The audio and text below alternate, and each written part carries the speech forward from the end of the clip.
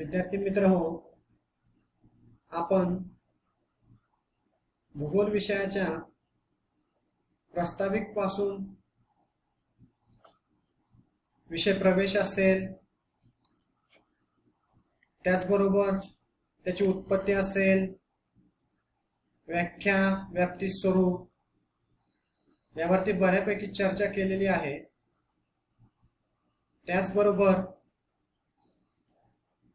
भूगोल विषयाचा अभ्यास कितपत मोठा आहे आणि अवाढव्य आहे यावरती सुद्धा बऱ्यापैकी चर्चा मी केलेली आहे। पाठीमागच्या लेक्चरला आपण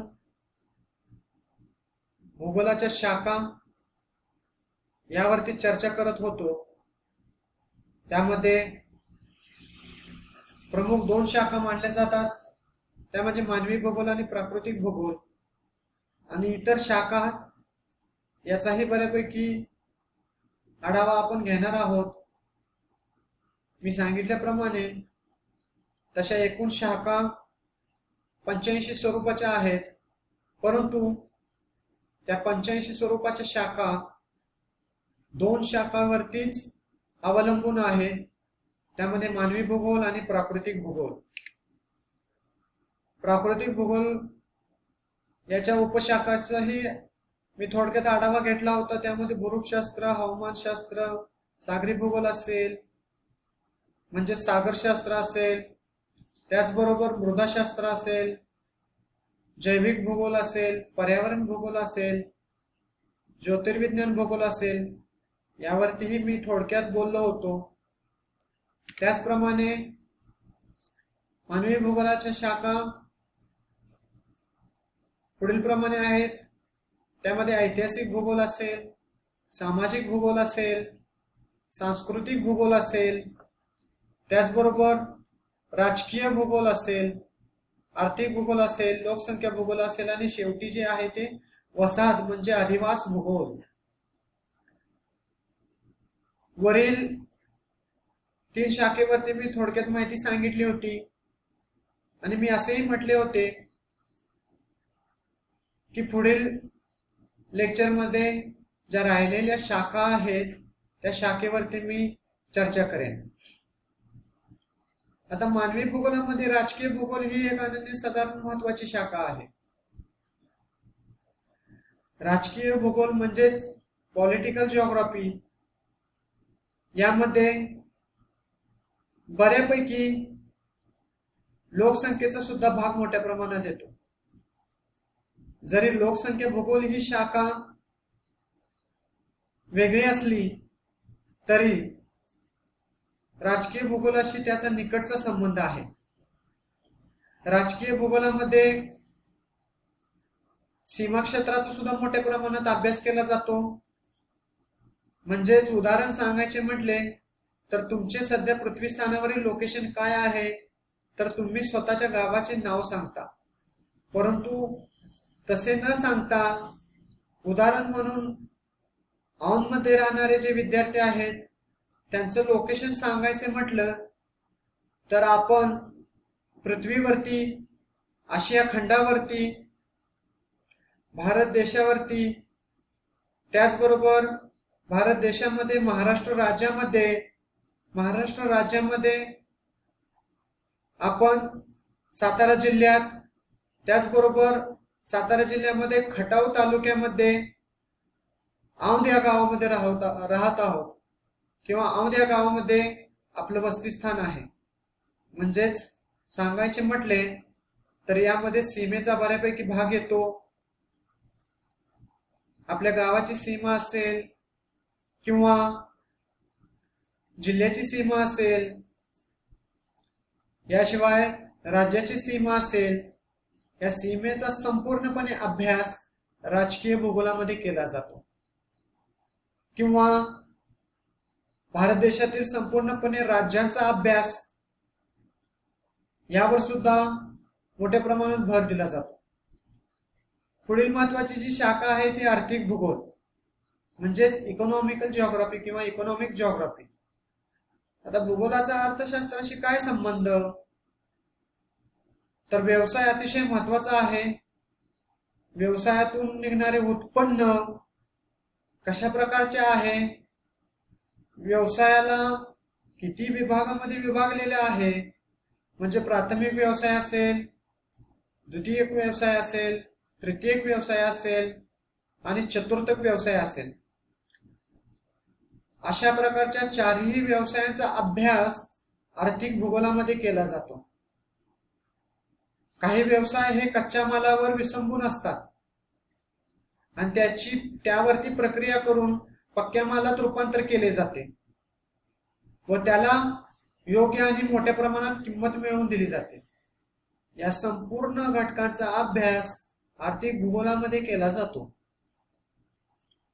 उदाहरण सांगायचे म्हटले, शेती हा प्राथमिक व्यवसाय आहे. शेतीतून निघणारा कच्चा जो माल आहे,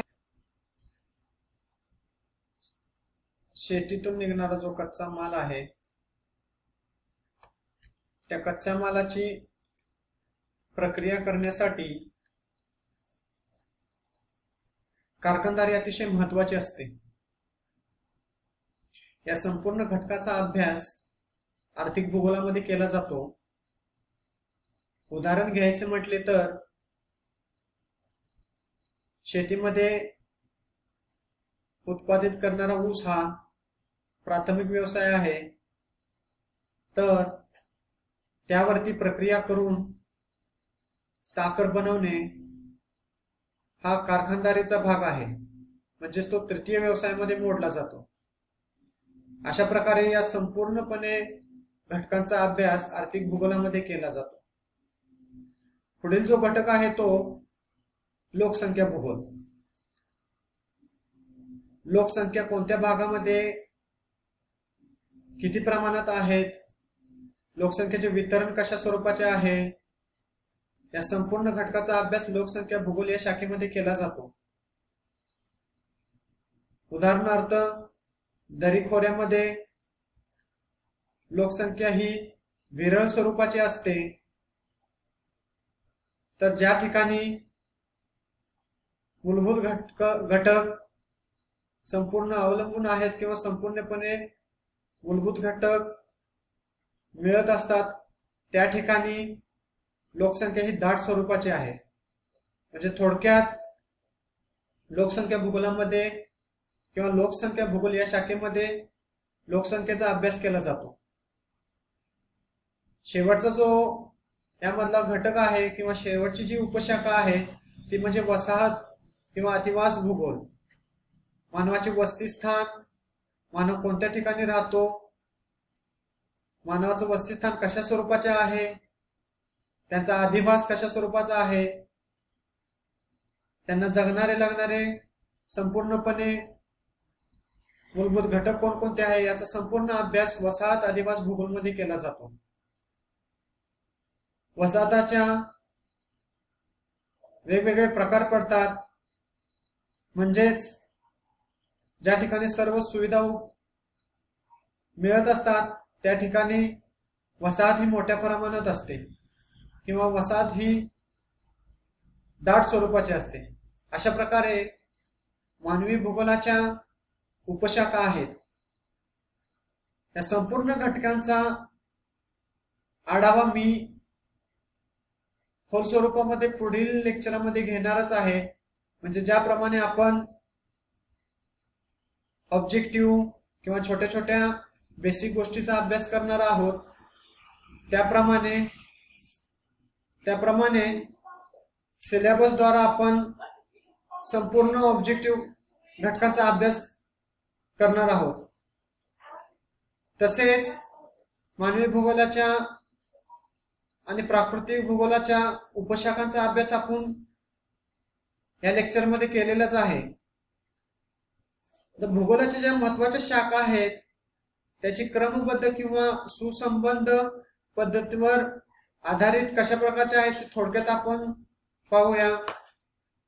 त्यामध्ये सगळ्यात महत्त्वाचा जो घटक आहे प्राकृतिक भूगोल, इकडे आहे तो मानवी भूगोल आहे. त्यामध्ये भूगोलाची मूलतत्वे असतील किंवा तत्वज्ञान असतील त्याचबरोबर पद्धती आणि तंत्रे असतील, म्हणजेच प्राकृतिक भूगोल, मूलतत्वे, तत्वज्ञान, पद्धती आणि तंत्रे आणि मानव यांचा एकमेकाशी कशा प्रकारचा सहसंबंध येतो किंवा क्रमबद्ध संबंध येतो तो या ठिकाणी दाखवण्याचा प्रयत्न केलेला आहे. उदाहरण पाहायचं म्हटल्यानंतर प्राकृतिक भूगोल जे आहे त्याचे काही महत्वाचे घटक आहेत ते या ठिकाणी दाखवलेले आहेत. हवामानशास्त्र असतील, सागरशास्त्र असेल, भूरूपशास्त्र असेल, मृदा भूगोल असेल, वनस्पती भूगोल असेल, परिस्थितिके असतील, पर्यावरणीय भूगोल, प्राणी भूगोल यांचाच सहसंबंध आंतरपृष्ठ जैविक भूगोलाला कशा प्रकारे येतो, म्हणजे मानवाचा आणि या दोन्ही घटकांचा सहसंबंध येतो. मानवी भूगोल असेल त्याची या ठिकाणाहून आपल्याला योग्य प्रकारे लिंक दिसत आहे.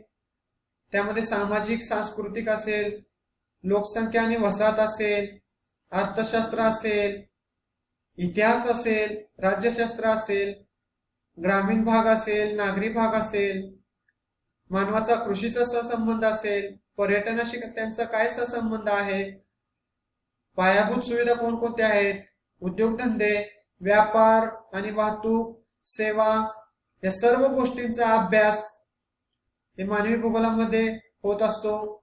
त्याचबरोबर मूलतत्वे आणि तत्वज्ञानाचा विचार केला असता त्यामध्ये भौगोलिक विचार प्रणाली असेल, म्हणजेच GIS GPS असेल त्याचाही अभ्यास आपण थोडक्यात घेणारच आहोत. त्याचबरोबर मानवी परिस्थितिकी, भूमी आणि मानवामधील आंतरक्रिया असेल याचे तत्वज्ञान असतील. त्याचबरोबर पद्धती आणि तंत्रे कोणकोणत्या प्रकारचे आहेत त्यामध्ये सगळ्यात महत्वाचा जो भाग आहे तो नकाशाशास्त्र असेल, क्षेत्र सर्वेक्षण पद्धती असेल, पद्धती आणि तंत्रामध्ये संख्यात्मक तंत्र असेल, पद्धती आणि तंत्रज्ञानमध्ये भौगोलिक माहिती गती असेल.